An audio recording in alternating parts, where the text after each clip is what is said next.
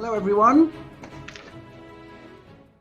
Have a wave for those who are on camera. In fact, I'm going to get you to do a little bit more than that, actually. I'm going to find out a little bit about how your morning has gone, or maybe just generally where you are at in how you're feeling and how you're showing up in today's workshop. So you probably all know at the bottom right of your screen, there is some reactions icons down there. Lorne, I know you know there's the raising your hand one already.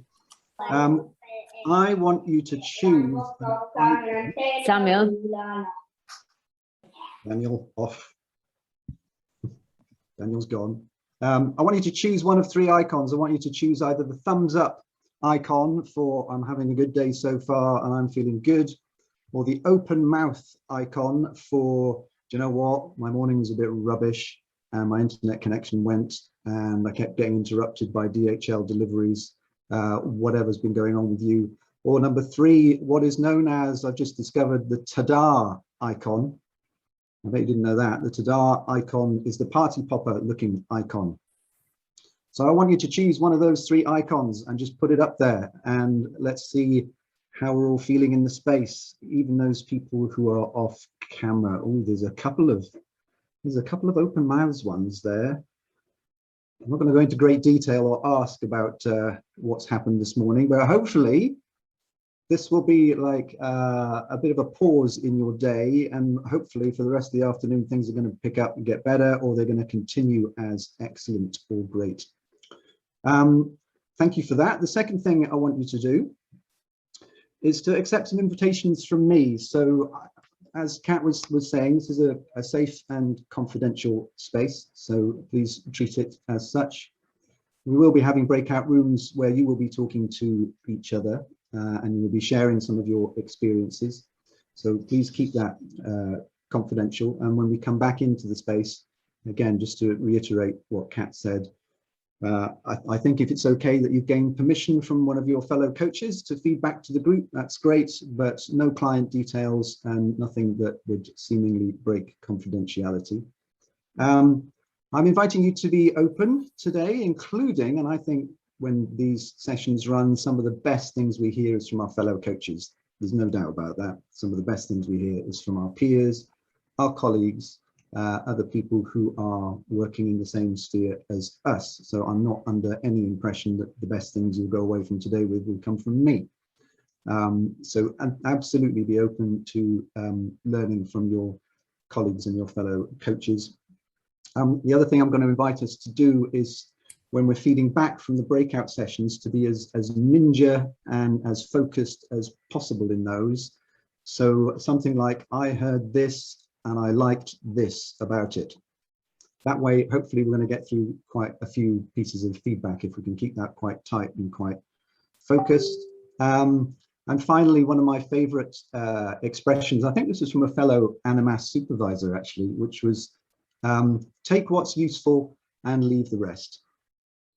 Take what's useful and leave the rest. Not everything that I say, not everything that you hear is going to feel that relevant to you. There's no doubt about that. But if we all come away with one or two things to think through or to think about further, then hopefully that's our job done at a lunchtime. So take what's useful and leave the rest. That's my invitation to you. And another invitation is just feel free to show up as you are, whether that's a good morning, bad morning, wherever you are right now, feel free to show up. Kids, dogs, delivery people, whatever it is that's going on for you, it's all welcome in the space. The next thing I want to do, I just want to find out a little bit, because these are lunch and learns. So I'm going to focus on the learn part, but I'm quite interested in the lunch part. So what I'd love you to do is just put in the chat box, just put where we find you today, which part of the world we find you, and what are you having for lunch? Let's just see. Where do we find you and what are you having for lunch? London SE1, quinoa and veggies, that's very healthy.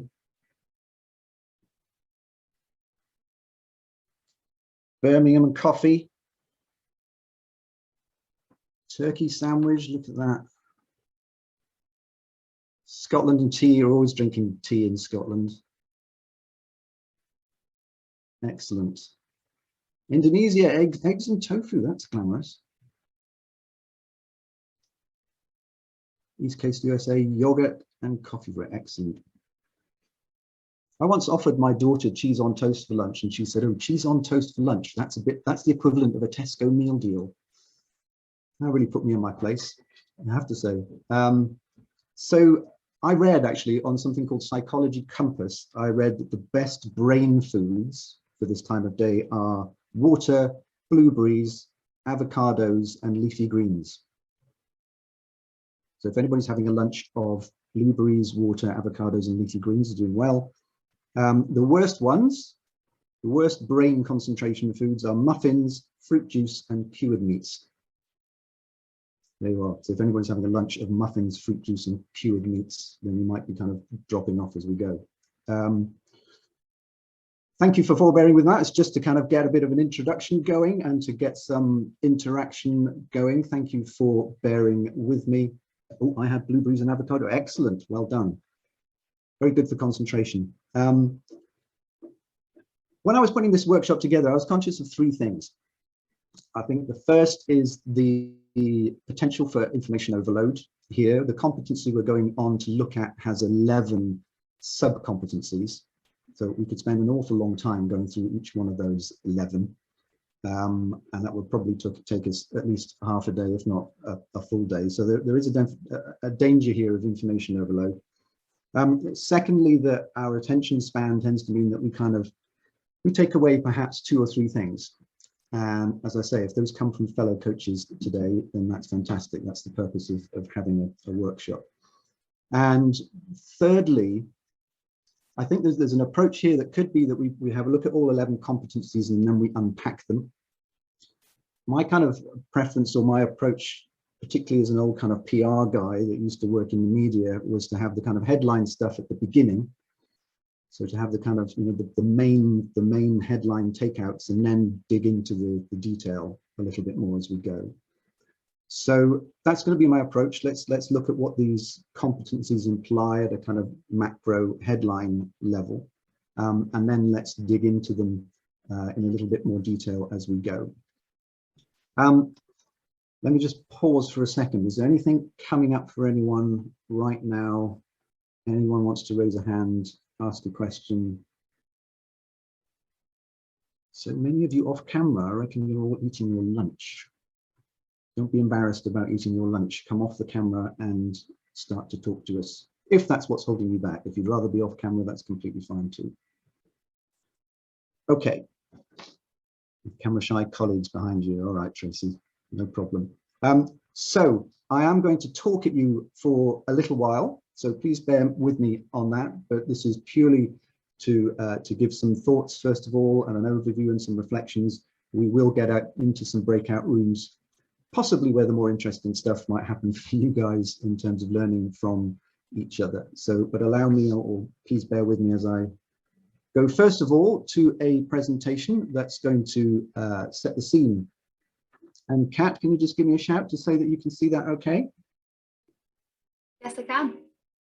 Cool. Okay, so we are here to talk about ICF core competency number 3, establishes and maintains agreements. So today's agenda is going to go like this. I am going to talk at you for a little bit, as I said, and give or offer at least an overview and some reflections on this competency. We're going to look at the ICF's own definition of this competency and what that means. We're going to then take a look at the first 5 sub-competencies, or what comes up under this overall competency. And I think to make this easy, it's easy to kind of think, I think, in 2 halves. So the first half, 1 to 5, tends generally to focus on those things that happen outside of a coaching session, very generally. The second half will look a little bit more at agreements and what happens within a coaching session itself. Once we've looked at the first 5, we'll then have a breakout, and we're going to try something different. I'm going to have 2 questions. So when it comes to the breakout rooms, it's going to be really important that you remember your breakout room number, or at least whether it was an odd number or an even number. So whether it was a 1, 3, 5, 7, or whether it was a 4, 6, 8. Because we're going to have 2 questions to answer in those breakouts, and when we get the feedback, we will have feedback on 2 different questions. So when you go into a breakout room, just try and remember whether you are in an odd or an even breakout room number. We'll then have some feedback, and again, hopefully we'll go through those in a really punchy way to get people's thoughts. And the feedback would be really great if we're feeding back on what we heard from our fellow coaches. So I heard this, and what I liked about it was this. Because there'll be lots of conversation, I'm sure, lots of interest in terms of exchanging experiences, but let's just listen out for 1 or 2 things that really strike you from another coach that you really liked and that you can see yourself going away and using.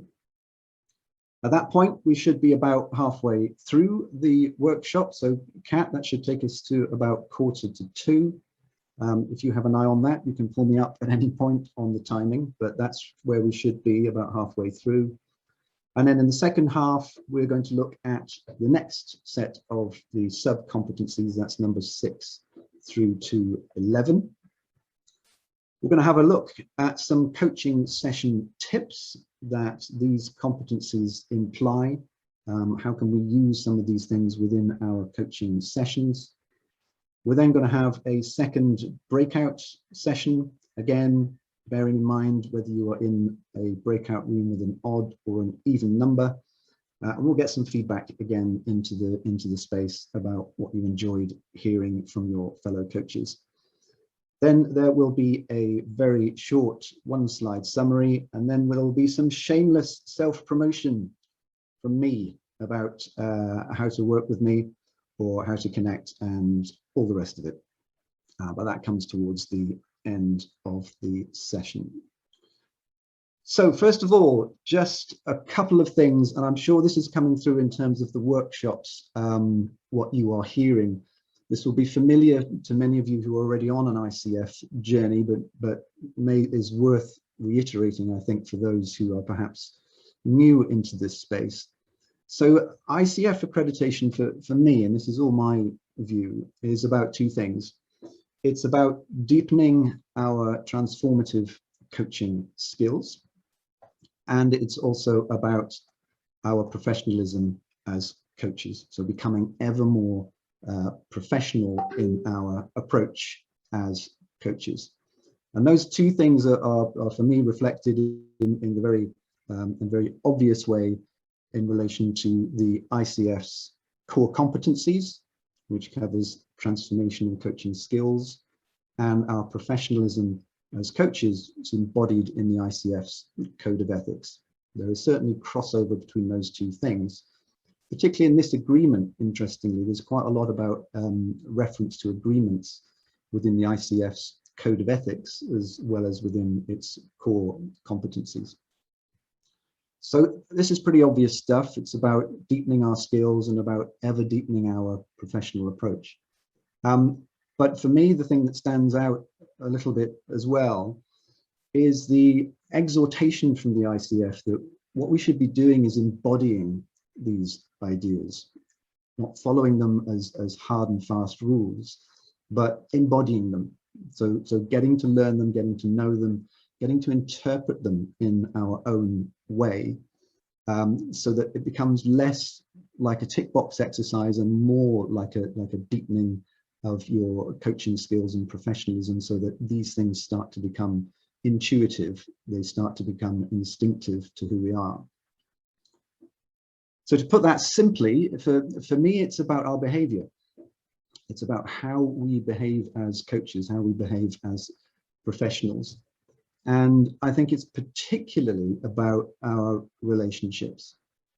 It's particularly about how we build relationships with all sorts of people, not just clients, with all sorts of people.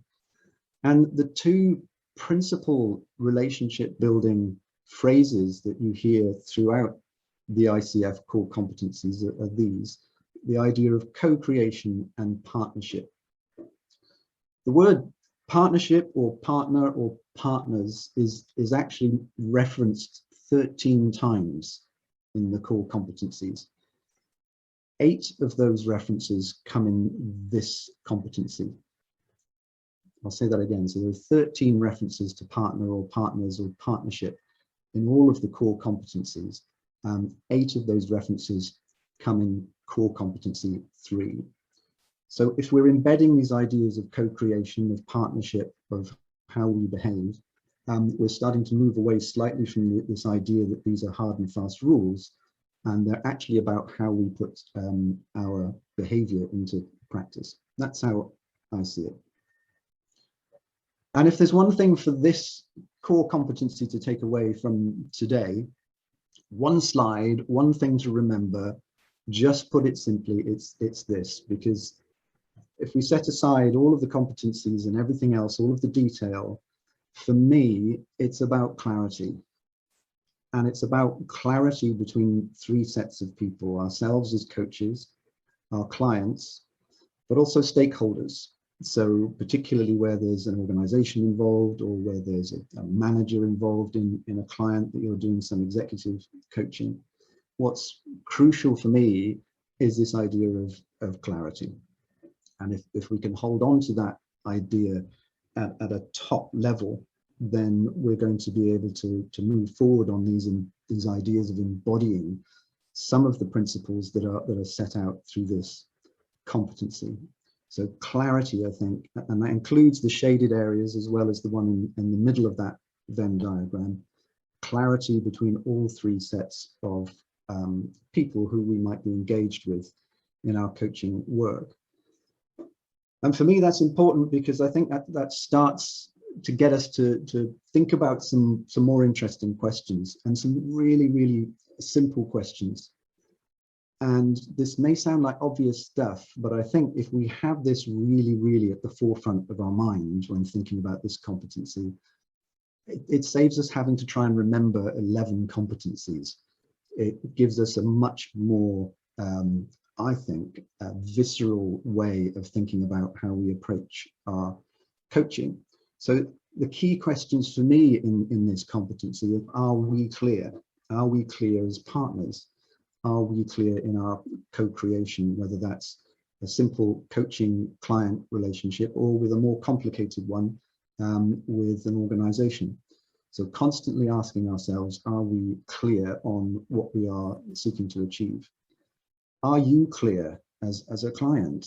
You know, are you clear? How can I help you to be clear? Because that's the most important thing. And focusing our minds on clarity for our clients is absolutely the bedrock of what we do. Am I clear? Am I clear myself as a coach? Am I clear about what I'm trying to achieve? Am I clear about what the client is trying to achieve? I think sometimes we can sort of assume that we are, but actually that sometimes there's a bit of a nagging doubt behind us that we're not asking, or we're not saying out loud. Is everyone clear? So is everyone involved in the partnership, in the co-creation? Are we all clear about what we're doing? And then finally, 2, I think, very interesting questions. Are we being honestly clear? Is there something that we're not saying? Is there something that the client's not saying? Is there what's known as a felt reality, which is the idea that there's something below the surface that for one reason or another, we're just not acknowledging? Can we see that? Can we identify? Are we being honestly clear? And are we being courageously clear?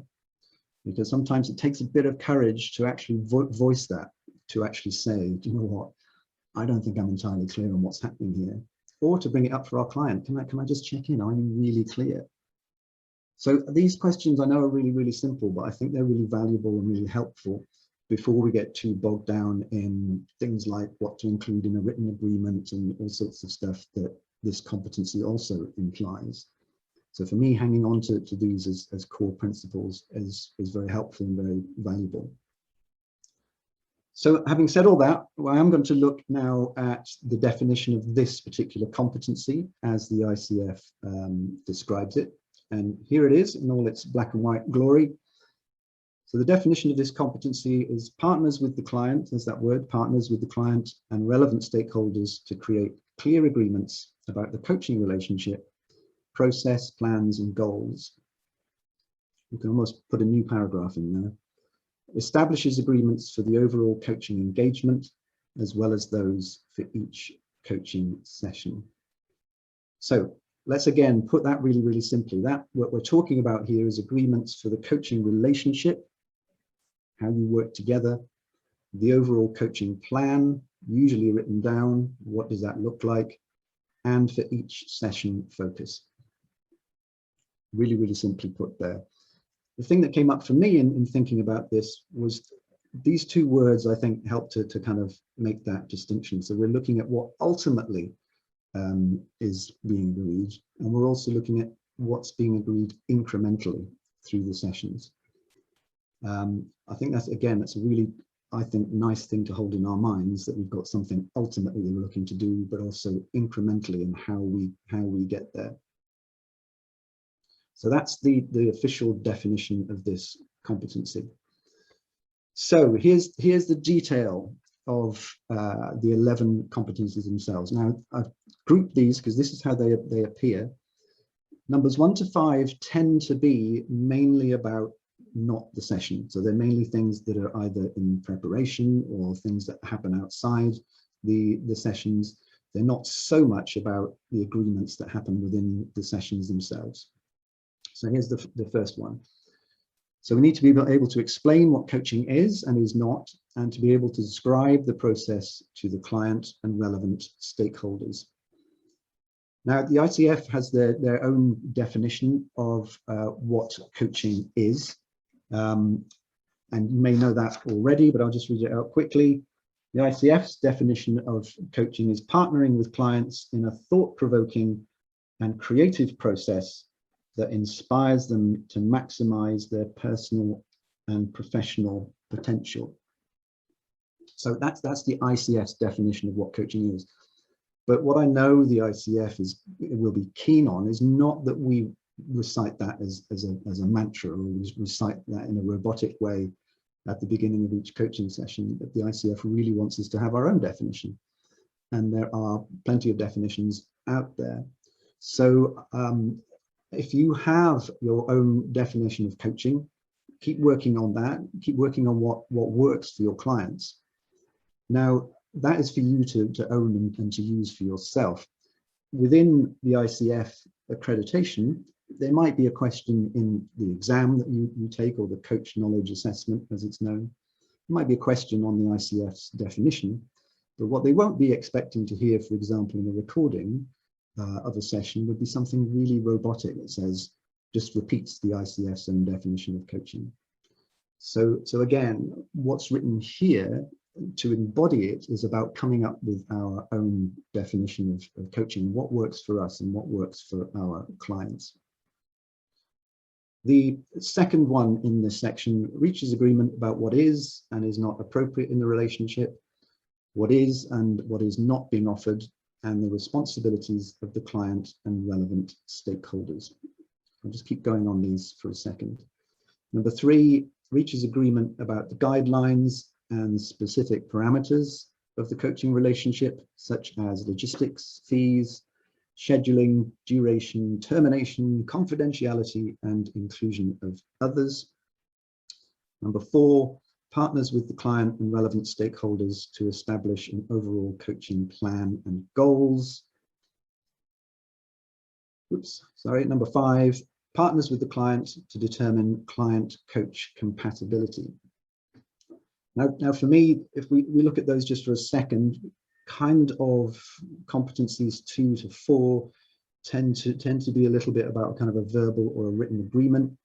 There is an ICF agreement template, which I'll see if Kat can post that in the resources after the session.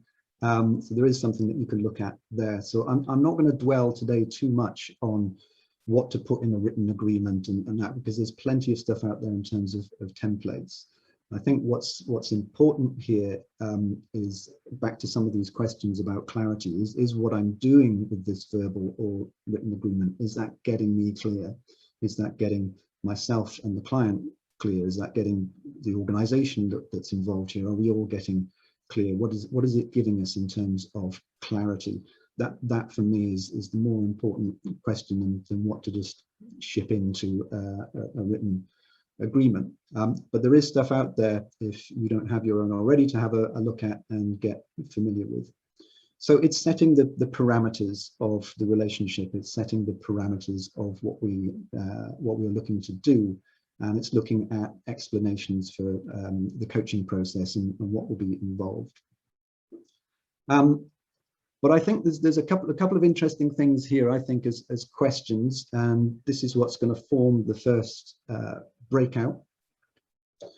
So for breakout one, I've got two questions. So those of you going into odd numbered rooms, so whether that's 1, 3, 5, 7, 9, 11, whatever that odd number is, it would be great to have a look at this one, because I think this is a really interesting one. It's the 5th one in this section.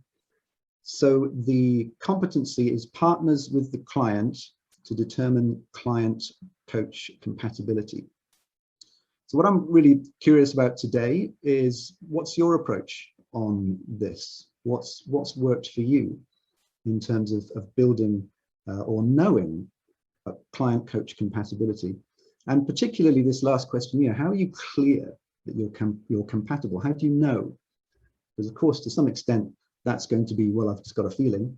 But today, maybe we can explore what does that look like in a little bit more detail? What is compatibility between ourselves as coaches and our clients? What does that look like? So that's the question for people who will be in the odd numbered breakout rooms. And then the second question, and this was a question with a bit of provocation in it. How could you truly co-create a coaching agreement? And how could this be as a useful part of establishing clarity? And the thought behind this question is quite often we as coaches, and I include myself in that, we have an agreement and we know what we like to include in agreements. We know what we like to put in there. We know how we like to work. So when we're having a conversation, we will say, right, I'm going to send you a copy of my agreement. But it just struck me in thinking about this, is that a bit of a one-way communication? Is that a bit of a one-way thing? And is that a truly co-created agreement? Now, it may be that some of you are already versed in this idea of, well, I'm going to send the client something that I would like to work. This is how I would like to work, and invite them to give me some feedback and to put their own things in there, which would be great to hear about how successful that's been for you. But also, what if we were to start with a blank sheet of paper? What if we were to send a client something and say, do you know what? Just tell me what you would like to put in the agreement, first of all, and then let's have a look at it from my point of view. So actually, we would then start to be having a kind of proper co-creation of a final agreement. So that's just my curiosity, but the question is really, how can we truly and honestly and courageously co-create a coaching agreement that isn't just ourselves sending out the usual standard 2 pages of A4 that we send to most of our clients? So really interested to hear what your feedback is on that. So just to recap, if you are going to be in the room with odd numbers, we're looking at client-coach compatibility and how are you clear that you're compatible. And then the even numbers, we're looking at how do you really, genuinely, courageously, and honestly co-create a coaching agreement. So I'm going to stop sharing there. Let me just check in on any questions, first of all, about, is there anything unclear in any of that?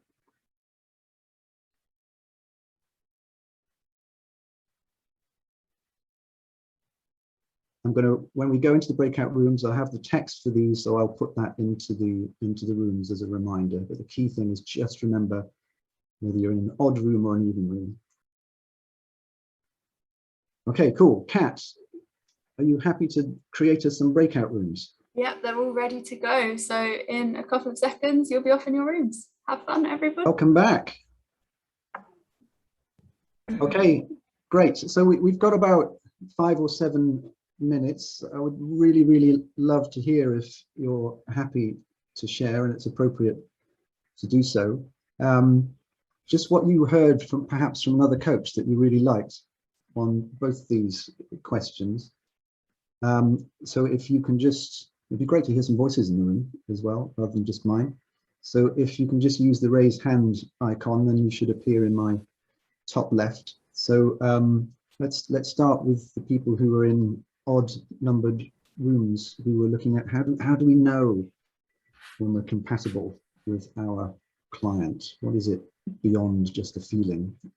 What's been useful to think about? Who would like to share from an odd numbered room what they heard perhaps from another coach that they enjoyed?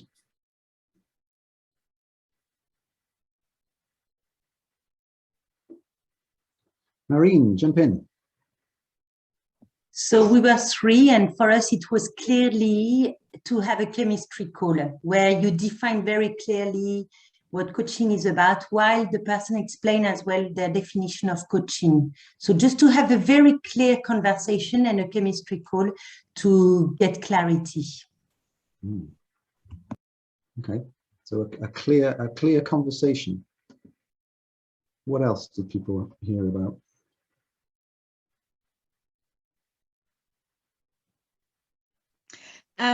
Yeah, may I speak? Sure, I just can't see where you are. Who is it? Shireen, is my video on? It's more about where you are in the thing, but go ahead, and then I'll come to Liz Sims after that as well. But yeah, go ahead. Okay, sure.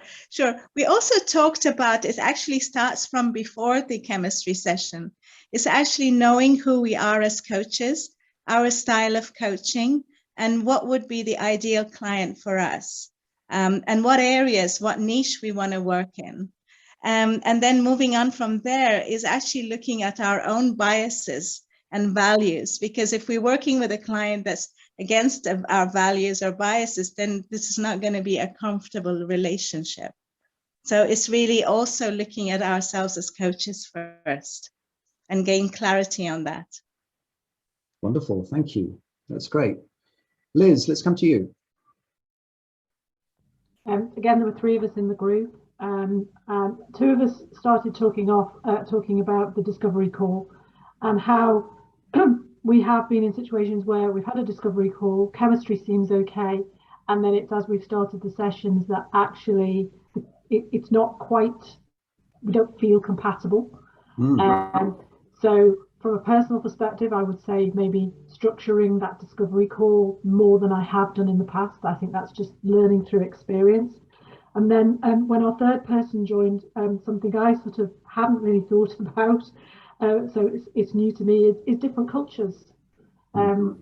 People are, react differently from different cultures. And I think that, like the ladies just said prior, it's learning about yourself as a coach and then being able to deal with those cultures.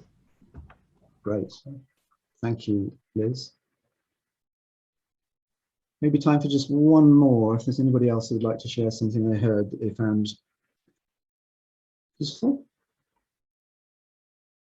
Otherwise, let's move on to the second, the even numbered groups. So the even numbered groups, we're looking at how can you truly co-create a coaching agreement? What came up in those discussions that people enjoyed?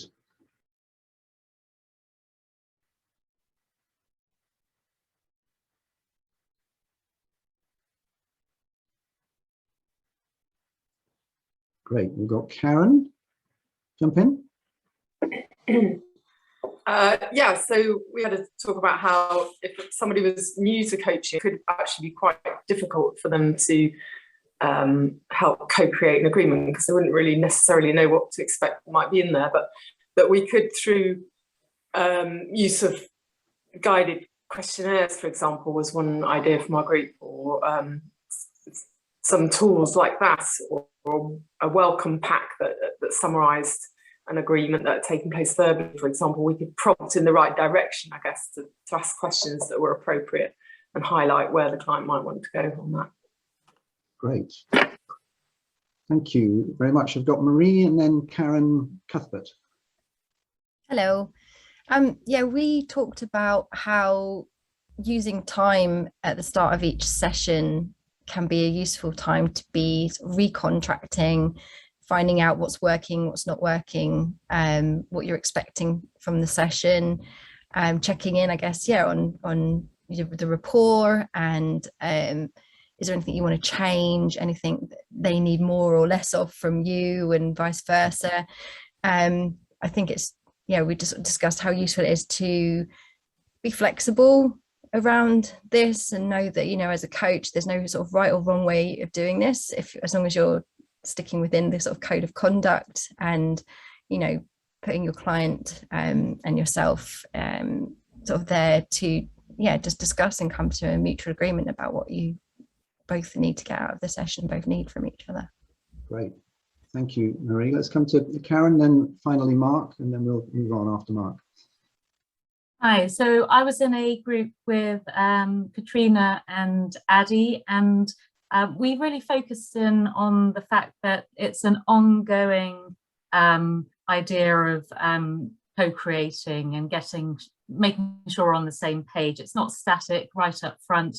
There's really a need to keep checking in and making sure that you get the feedback from the client. So it's not just our impression, we're hearing back from the client. And what I really loved, Katrina said that having had the upfront discovery call and then issued the written agreement, she then purposefully has an extra long first coaching session. So that gives more time to just check in, make sure the client's happy.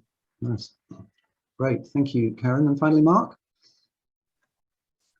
Yeah, hi. I'm at the start of my kind of setting up a coaching business journey. So I've only got one client, and I typically just sent him the coaching agreement, and it was very, like you said, a one-way communication. And so when you posed this question, it kind of really excited me, this concept of a blank piece of paper. And I was thinking that also kind of serves as an opportunity to really get to understand what the client's understanding of coaching actually is through that process, because it might be that as they start to put down their expectations, it's really apparent that actually A, they don't understand what coaching is, or B, a coach isn't the right service for them.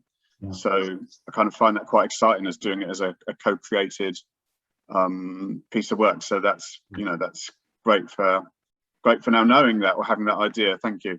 Thanks, Mark. That's really helpful. Thank you. And finally, Natalie, just very quickly, if we can. Sorry, I can get myself off mute. I wasn't in that group, but something that I've always put in my contract is how can I make the environment most conducive for you? What's going to be the best environment for you? And my latest client that I took on, in the discovery call, I was speaking to the mother because it's for an older teenager, and we just got talking about animals somehow, and I made a bit of a joke. I said, well, the dog can always come to the session, but then when I sent the contract through and I put about the environment, they said, can we have the dog present? Brilliant. So it just opened things up a bit more. Yeah, love it. Love it. Great example. Thank you, Natalie. Thank you, everyone. That's really great. I am going to move us on just for the purposes of time. So there we had the breakout questions. So I'm now going to move us on to the next set of competencies. And if you remember that we talked about the first set of competencies being mainly based before the session or outside of the session, these competencies are based mainly in session. So these are mostly about agreements and clarity within an individual coaching session itself. So again, just going through these in order. So number 6, partners with the client to identify or reconfirm what they want to accomplish in the session. Number 7, partners with the client to define what the client believes they need to address or resolve in order to achieve what they want to accomplish in the session. Number 8, partners with the client to define or reconfirm measures of success for what the client wants to accomplish in the coaching engagement or individual session. That phrase is in red because when the ICF changed its competencies from 11 to 8 in 2019, this new phrase, measures of success, was now included in that. And I do hear about this quite frequently. We're going to look at that in the coaching session tips. But one thing to just clock is this idea of a session having as specific as possible a measure of success for the session. Partners with the client to manage the time and focus of the session. Again, my highlighting there, because this is increasingly, I think, within the ICF and within books and literature about managing sessions, how to manage the time and focus of the session. Continues coaching in the direction of the client's desired outcome, unless the client indicates otherwise. And finally, partners with the client to end the coaching relationship in a way that honors the experience. Partners with the client to end the coaching relationship in a way that honors the experience. And again, I highlighted that phrase in red. That's one that I will ask one of the breakout groups to consider. What does that mean? What do we, when we say something that honors the experience, what does that mean, and what does that mean for you as coaches? So I said there'll be some coaching tips in here. This may be familiar to some of you. This comes from, I believe it comes from 3D Coaching, which is Claire Pedrick, who many of you will know. For those who have seen this before, please bear with me, but if you haven't seen these before, it might be helpful. It's a very helpful, simple guide to meeting some of these competencies. And it's about how we begin sessions with clarity and focus. And Stoker's is an acronym, and it stands for the following. So the S is for subject. What do we need to think about today? What's our question, perhaps? What would be valuable? What would be useful? What would be helpful to talk about? So we're trying to steer away a little bit from a very simple, what would you like to talk about today, which can be a little bit open-ended and bring back all sorts of stuff. So we're starting to think about clarity and focus from the very first question. What would be valuable, for example, is a more directed question than perhaps what would you like to talk about. The T stands for time, which was, you've seen in the competencies, is already being highlighted. Here's an example question: given that we have an hour, what should we focus on? So we're already starting to think about the limitations in the amount of time that we have and how we need to focus our conversation. Outcome: what would you like to be different by the end of our time together today? Or something like, what would you like to go away with today? So what's the outcome that we're looking towards? Know, and I think this is one of the key ones. How will you know, or how will we know? How will we know that we've got what we needed from the session? And these are now starting to focus on that idea of measures of success that are included within the ICF's competency. Energy is a suggestion. What's important about this right now? I think what we're really looking for with this kind of question is just starting to kind of look a little bit under the surface. So you might equally ask, what would be meaningful about this, or you know, what lies behind this? Are the kinds of questions that we can start to ask that will start to give us a little bit of a deeper insight into what might be the actual thing that's going on below the surface. And role, this is sometimes a very rarely asked question. How are we going to do this together? How would you like me to be? How would you like to be in the session? It's not a question that I hear very often in recordings, for example, but it can be really important because it may elicit something about where the client is right now and what they would like from us as coaches. So how are we going to do this together? And then finally, where should we start? Again, I hear quite often in recordings of sessions that even where people have gone through some of these questions and started to look at what a focused outcome might look like in the time available, there might then still be a kind of first question based on our curiosity as coaches. But a much simpler and perhaps more inclusive question is just to always check in with the client. Where would you like to start? Where should we start with what we've just been talking about? So simple checklists in terms of how to begin a session with clarity and focus. There are other ones available. I've just chosen this one from Claire Pedrick, as I think it puts everything nice and simply. And at the reverse end, ending with clarity and focus, another acronym, DOUSE. And within this ending with clarity and focus, the D stands for double check. So let's loop back, what progress have we made towards the outcome that we set at the start. Obstacles, what might stop you from taking the next step? Who can you invite to hold you to account, for example? What might get in the way of all this great progress that we've made? What have you uncovered? What have you learned about yourself? What have you learned about the situation? So the U in here is for uncovered. S is for support. What resources might you need to go forward? What's going to be helpful to take forward the plan or the goals or the outcome that we've been looking at today? And finally, an ending. Sometimes this just checks in as, would this be a good place to end our session? There's something in this for me, a bit more of an open question. What would make a good end to our session? Or how would you like to end our session today? Which just gives a little bit more space rather than just saying, should we stop now? What Claire Pedrick calls a crash landing. So, all of these things, and if we're thinking about these, maybe 10 minutes out from the end of a session or whatever feels like a natural time to start thinking about how we end the session in a way that, perhaps back to that phrase, honors the experience of the session itself. And just some observations, I think, about what we're looking to achieve through all of this. So certainly we need to be thinking about the clarity of focus in the time available. So you might hear reference quite often to, the container of the conversation. Claire Pedrick's book, Simplifying Coaching, I think sets this out really nicely and really well. How do we get to do what we need to do, recognizing that we have limited time available? We're also looking to be clear on perhaps the real issue to emerge here.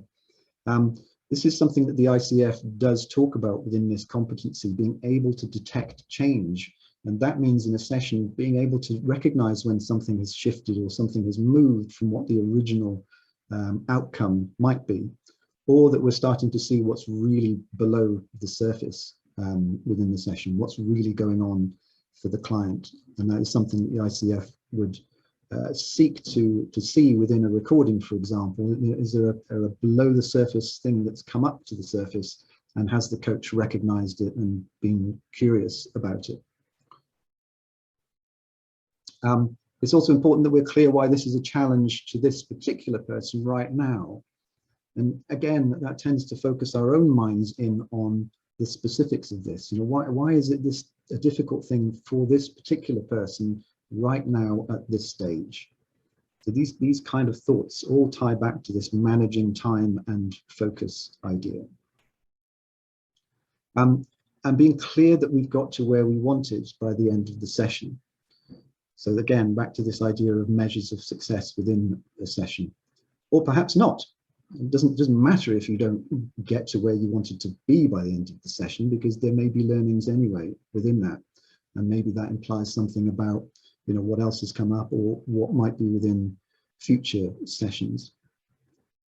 And again, this is something the ICF talks about a lot, that what they want to hear is that we're focused on the client. We're not wedded to a particular process or a particular model, so much so that we actually miss what the client is saying because we're focused on our process.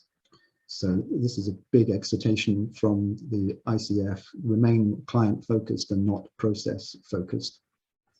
And finally, another thing that the ICF will talk about under this competency is our sensory acuity. In other words, are we noticing the physiology of our clients? Are we noticing their body language? Are we noticing their tone of voice?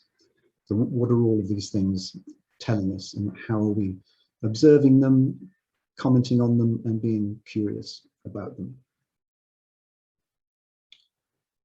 So that's the second set of competencies. We're going to go into another breakout now, again quite quickly, and this time if you're in an odd numbered room, I'd really like you to pick up on this idea of measures of success. So just to look at this competency again: partners with the client to define or reconfirm measures of success for what the client wants to accomplish, either in the coaching engagement or in the individual session. So really love to hear, how have you done this? What worked for you in terms of trying to get to a sense of a measure of success for a session? And equally, how do you know specifically that you've been successful in a session? So, for example, if a client has showed up saying, they're lacking confidence, that's a big thing to overcome within an hour or so's session. So how have you broken that down? How have you measured that? How have you got to an idea that within the hour session that you have, you're able to get a measure of success about moving the dial on that idea of confidence, just as an example. So what comes up for you in terms of some examples, perhaps, of where you've really managed to have a great session where you could establish very clearly what the outcome was and how you would measure it, and how you knew by the end of the session that you'd got to where you need to get to? So how did you get that measure of success? So that's the conversation for those people in the odd numbered group. For people in the even numbers, I'm curious about this competency. Partners with the client to end the coaching relationship in a way that honors the experience. There's actually very little that I could find from the ICF itself about that phrase, honors the experience. What does it mean? So you're coming to the end of a coaching relationship. How do you partner with the client to end it in a way that honors the experience that you two have had together within the coaching relationship? So what does that idea mean to you? Honoring the experience and ending something in a way that honors the experience of the sessions. And how could you be clear on it? Or how could you be, how would you know that you're having, ending a coaching relationship in a way that honors the experience? So again, I will repeat these into the messaging within the rooms. But let me stop that for a second and just check in that everybody's okay with it. I thought I saw Maureen's hand up during the presentation. Maureen? Oh, sorry. I had a little question, but which is Sure. weird because it's an established model about the DAOs. How do you pronounce? Okay, about that one. D-O-U-S-E. Yes, D-O-U-S-E. I'm surprised that actually we uncover before talking about the obstacle. You see, myself, usually I would, at the end, I would double check, then I would check the uncovered, and then I would talk about the obstacle. Yeah. Honestly, Maureen, like any model, I would hold it lightly. I don't think you have to sort of necessarily follow it. It's just a suggestion. I'm not even sure where that one's come from. I can tell you the book that it was in, but not who came up with it. It's more just to give some thoughts and some suggestions. Okay, great then. If it works for you, the better. A different way around, fine. Come up with your own acronym, Maureen. That would be my suggestion. Definitely. Well, thanks. Okay, is everybody clear on the questions for the breakout rooms? That's great. So Kat, let's see if we can do that again. Brilliant. Would you like 10 minutes again? 10 minutes again, yes, please. Perfect. All right. Have fun, everyone. Great, thank you. Good to see you all back again. So let's be quite kind of ninja and quick about this. The first group, that was the people in the odd numbers group, were thinking about this idea of measures of success and how we approach this idea of knowing that we've been successful in our coaching session, and the ICF's own phrase there, measures of success within a session. I'm curious as to what thoughts, insights, reflections came up for people within the odd numbered groups who were thinking about this. Karen, jump in. I really enjoyed that question, and it's because I've come away with a different perspective. I was in a room, there were 4 of us with Christos and Sandy and Mark, and Sandy, I hope you don't mind me mentioning, but you brought to the room the fact that sometimes the clients find it really tricky to name what they're aiming for. they just can't find the words, they can't nail it down. So I really enjoyed thinking about that, because my coaching can often be very practical and people want plans and they want to go away with tactics. So I loved that. And what came up for me was the use of maybe scaling. So at the beginning, how do you feel about what you're trying to achieve? Out of a scale of 1 to 10, where do you want to be by the end of this session? And then checking in at the end of the session, where do you feel you are, just to see if there has been a shift. So that's what came up. Great. Thank you, Karen. Who else would like to share a reflection or a thought, something that they enjoyed hearing about in the conversation? Sam, jump in. I shared a personal experience that sometimes the contract that serves the coach of having the frequency of sessions, say every 2 weeks, doesn't always necessarily serve the thinker. And there's sometimes, if they're coming back and just because it's in the diary and they think, oh, it's another coaching session, they might not be primed to have something to work on. Whereas having a little bit of openness and freedom for them to have discovered something else they want to work on and bring it back in their own time serves that person a bit better. Oh, great thoughts. Thank you, Sam. Okay, well, let's move on to the evens groups. We were considering this idea, which I think relates to Sam's as well, about a way of ending the coaching relationship that honors the experience. What did that mean to people? How do people approach that idea when they're coming to the end of a coaching relationship? And how do you end it in a way that honors the experience? Caroline King, jump in. Hi. So I got excited being in this group because I really bought into something I heard a few years ago on coaching training, which is this concept of humans being human. We depend on ritual. We use ritual in so many parts of our lives. So given that the coaching relationship is such an intimate one, just saying ta-ta at the end doesn't do it enough justice. So honoring it is marking it enough to note the passing of the relationship as you feel is appropriate. And the idea I heard that I loved in my group from Erica was reflecting on the journey, where the clients come from and to. So just acknowledging the progress or the experience is one of the ways of honoring the time that you've spent together. I thought that was really nice. Lovely, thank you. Thank you, Caroline.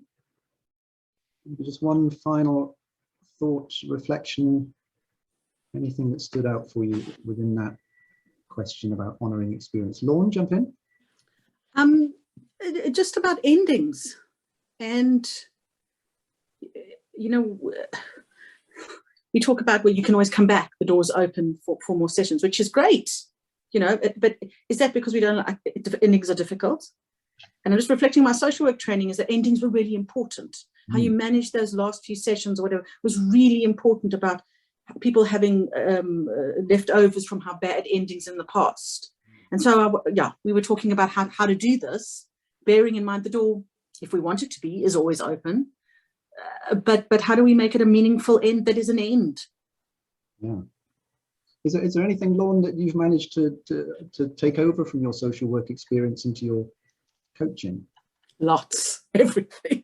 I mean specifically on this, Lauren. I mean specifically on no, about making a meaningful end. So we talked about in the thing about asking, do you want to look at significant events of how things have changed or how you've grown, how in ways that this has been valuable to you in your life in the last, how long you've been coached, that I just added. And then one of the people in the group said, well, I wouldn't want that, but I would want to ask my client if they want that. I'd want to work on another issue. So really, again, partnering with your client, do you want to, how do you want to use this session? But I'd want to note it was an end. So in social work, you'd maybe have cake and tea. You'd have some sort of celebratory thing. When I studied, if that's any value.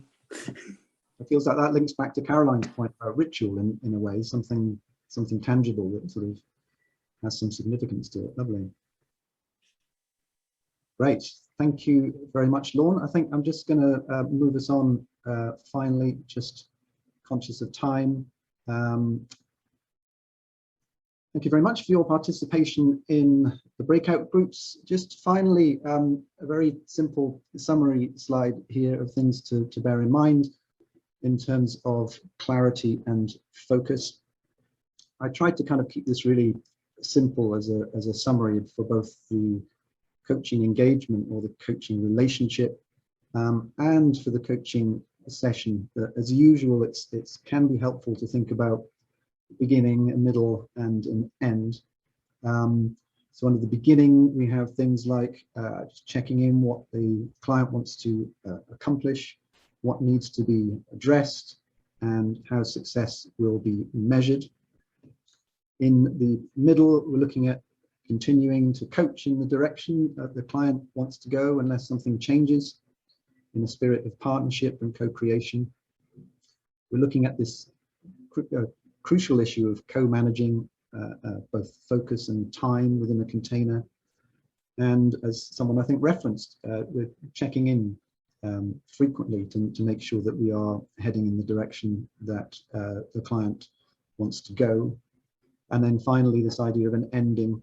The format's gone slightly awry there on my slide, but the ending, partners to summarize learning, as some people were talking about, supporting the client's autonomy in terms of next steps and decisions going forward, partners with the client to move forward, and partners to close the engagement or the relationship. Which comes back to this idea of honoring that experience as we've been talking about.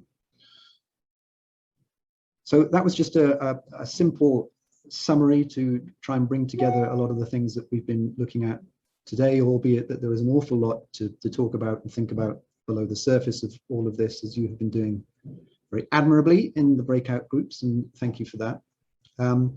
So just finally, just a little bit, one slide about working with me. I run group and one-to-one programs for the Associate Certified Coach Accreditation with the ICF. I also run a group for newly qualified coaches called High Flying Coaches, some of whom are in space today. I also do one-to-one supervision, and a further plug for the Animas post-qualification coaching surgery that I facilitate as well. In fact, there's one this evening. That is for people who have graduated from the Animas Center for Coaching, who still like to keep in touch with other coaches and would like to bring a challenge, question, or reflection into a group of fellow coaches. The summary there of my contact details, that's my email address. That's probably the simplest way to get in touch, or love to connect with you on LinkedIn as well. So that's it for the presentation today. I've just left enough space